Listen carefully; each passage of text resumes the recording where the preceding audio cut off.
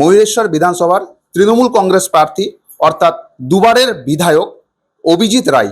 বর্তমানে তিনিও এই ময়ূরেশ্বর বিধানসভার তৃণমূল কংগ্রেসের প্রার্থী। দুধকুমার মণ্ডল আগে কি ছিল না ছিল সেটা জেনে লাভ নাই। বর্তমানে দুধকুমার মণ্ডল 2011 সালে বিধানসভাতে দাঁড়িয়েছিল। 2011 সালে তিনি পরাজিত হয়েছেন।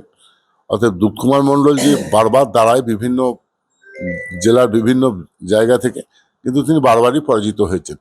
ময়ূরেশ্বরে এবার ওনার শখ হয়েছে, কিন্তু বিগত 10 বছর ধরে মানুষ তার টিকিটাও দেখতে পায়নি।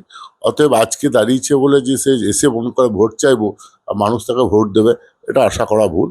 মানুষ তৃণমূল কংগ্রেসের পক্ষেই আছে।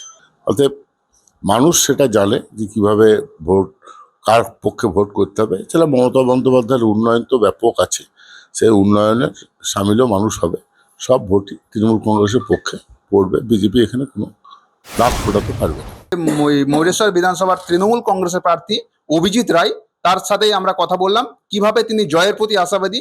বিস্তারিতভাবে তিনি আজ আমাদের বর্তমান সময়ের ক্যামেরায় তুলে ধরলেন।